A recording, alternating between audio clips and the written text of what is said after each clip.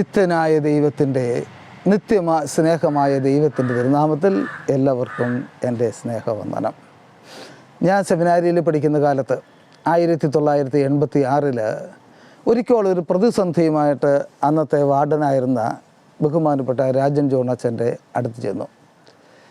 45-ാം സങ്കീർത്തനം 9-ാം വാക്യം എനിക്ക് ചില പ്രതിസന്ധികളുണ്ടാക്കി. അതിൽ രാജകുമാരിയോട് പറയുന്നതാണ്, നീ നിൻ്റെ സ്വജനത്തെയും പിതൃഭവനത്തെയും മറക്കുക, അപ്പോൾ രാജാവ് നിൻ്റെ സൗന്ദര്യത്തെ ആഗ്രഹിക്കും.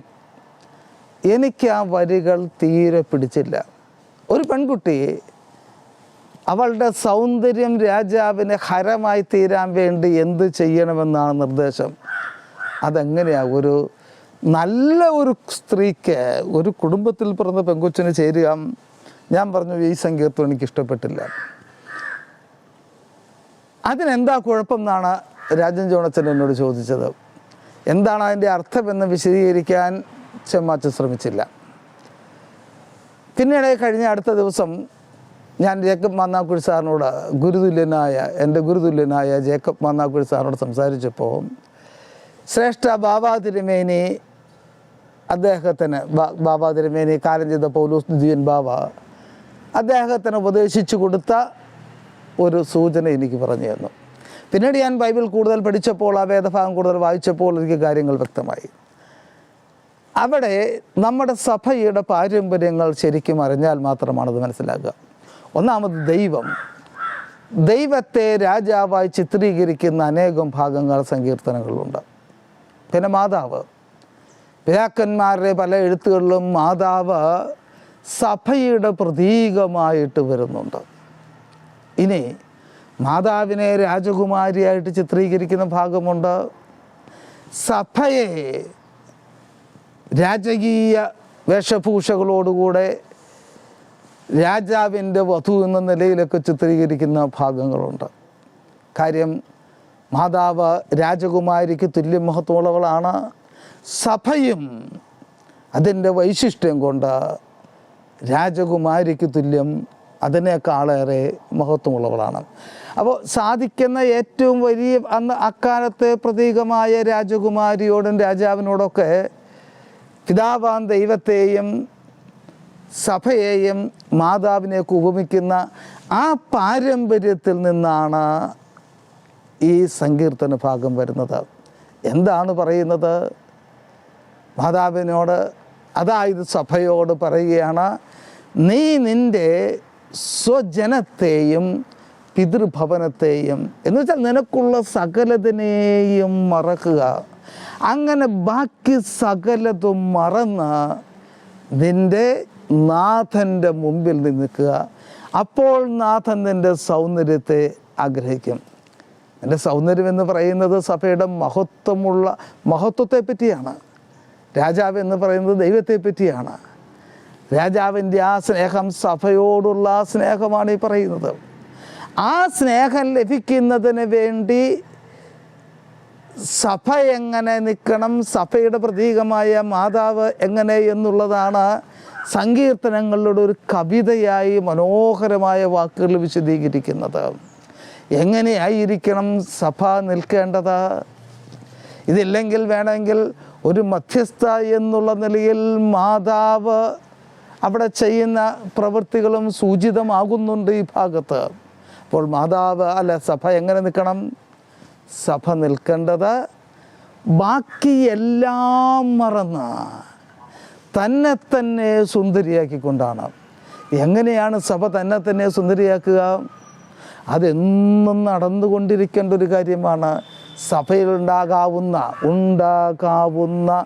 സകല മലിനതകളും സകല മ്ലേച്ഛതകളും സകല ദ്രവ്യമോഹങ്ങളും മാമോനോടുള്ള സകല പ്രണയങ്ങളും ഈ സഭ ഉപേക്ഷിച്ച് സകലതും മറന്ന് ദൈവത്തിൻ്റെ സ്നേഹം മാത്രം ആഗ്രഹിച്ച് ദൈവത്തിൻ്റെ മുമ്പിൽ നിൽക്കുമ്പോൾ ആ വിശുദ്ധമായ സൗന്ദര്യത്തെ ദൈവം ആഗ്രഹിക്കും.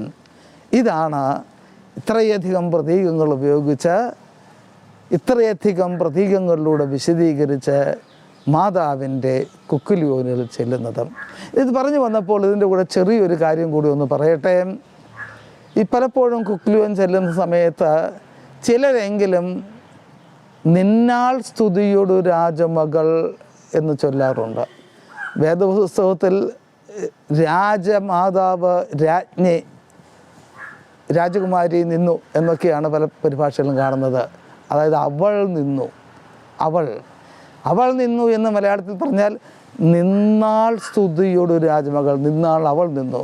അപ്പോൾ കുക്കിലോൻ ചെല്ലുമ്പോൾ നമ്മൾ ശ്രദ്ധിക്കണം, നിന്നാൾ അല്ല, നിന്നാൾ സ്തുതിയോടു രാജമകൾ, നിൻ്റെ വലത് ഭാഗത്ത് രാജമാതാവ്. ഇത് പറഞ്ഞു വന്നപ്പോൾ ഇതിനോട് ചേർന്ന് വേറൊരു ഭാഗം കൂടെ മാതാവിൻ്റെ കുക്കിലിയോനിലെ ബോവൂസോ കൂടി ഒന്ന് ഓർക്കണം.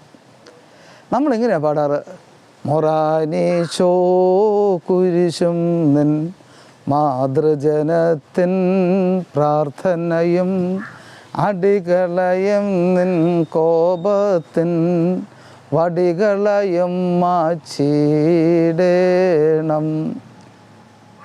പഴയ രീതിയിൽ മലയാളം വ്യാഖ്യാനിക്കാൻ വിശദീകരിക്കാൻ അറിയില്ലാത്ത ആൾക്ക്, അന്വയം എന്നുള്ള പദം കേട്ടിട്ടില്ലാത്ത ആളുകൾക്ക് ഇത് കേൾക്കുമ്പോൾ ഒരു സംശയം തോന്നും. എന്തെല്ലാമാണ് മായിച്ചു കളയേണ്ടത്? മൊറാനീശോ കുരിശ്, ഞങ്ങളുടെ കർത്താവ് യേശു മിശിഹ നിൻ്റെ കുരിശ്, മാതാവിൻ്റെ പ്രാർത്ഥന, അടികൾ, കോപത്തിൻ്റെ വടികൾ, ഇതൊക്കെ മായിച്ച് കളയണം എന്നാണ് എന്നൊരു തെറ്റിദ്ധാരണ ഉണ്ടാകാം. കാരണം മൊറാനീശോ കുരിശും നിൻ മാതാവിൻ പ്രാർത്ഥനയും അടികളെയും കോപത്തിൻ വടികളെയും എല്ലാം മായിച്ച് കളയണം. അന്വയം പരിചയമുണ്ടെങ്കിൽ നമുക്ക് തെറ്റില്ലാതെ വ്യാഖ്യാനിക്കാൻ പറ്റും. പക്ഷേ ഇത് ആൾക്കാർക്കും അറിയില്ല. ഇനി എനിക്ക് ഈ പ്രശ്നം ഉണ്ടായിരുന്നു. സെമിനാരിയിൽ ചേർന്ന് സുറിയാനിയിൽ ആരാധന പഠിച്ചപ്പോൾ, സുറിയാനി വാക്കുകളുടെ അർത്ഥം പഠിച്ചപ്പോഴാണ് എനിക്കത് മനസ്സിലായത്. നമുക്ക് അർത്ഥമൊന്ന് വ്യക്തമാകാൻ വേണ്ടി, കുർബാനയ്ക്ക് മാറ്റിച്ചെല്ലാൻ വേണ്ടി ഒന്നുമില്ല, അർത്ഥമൊന്ന് വ്യക്തമാകാൻ വേണ്ടി സുറിയാനിയിൽ എഴുതിയിരിക്കുന്ന അതേ രീതിയിൽ ഞാനത് മലയാളത്തിലേക്കൊന്ന് മാറ്റിപ്പാടുകയാണ്. അർത്ഥം വ്യക്തമാൻ മാത്രം. മൊറാനീശോ കുരിശാലും മാതാവിൻ പ്രാർത്ഥനയാലും അടികളയും നിൻ കോപത്തിൻ വടികളയും മാച്ചിടേണം. കർത്താവിൻ്റെ കുരിശ് നീക്കിക്കളയാനുള്ളതല്ല, മാതാവിൻ്റെ പ്രാർത്ഥന നീക്കിക്കളയാനുള്ളതല്ല, നീക്കിക്കളയാൻ നമ്മൾ ആവശ്യപ്പെടുന്നത് ഇത് രണ്ടും മുഖാന്തരമായിട്ട്, മാതാവിൻ്റെ പ്രാർത്ഥനയും കർത്താവിൻ്റെ കുരിശ് മുഖാന്തരം അടികളും കോപത്തിൻ്റെ വടികളും നീക്കിക്കളയുന്നതിനായിട്ടാണ്. മാതാവിൻ്റെ പ്രാർത്ഥന നമുക്ക് തുണയായിരിക്കട്ടെ. ദൈവത്തിരുനാമത്തിൻ്റെ മഹത്വം. ഇത് കൂടുതലായിട്ടും ഞാൻ ഉദ്ദേശിച്ചിരിക്കുന്നത് സൺഡേ സ്കൂൾ കുട്ടികളെയും അധ്യാപകരെയുമാണ്. അവരാണ് പഠിക്കുന്നതും പഠിപ്പിക്കുന്നതും.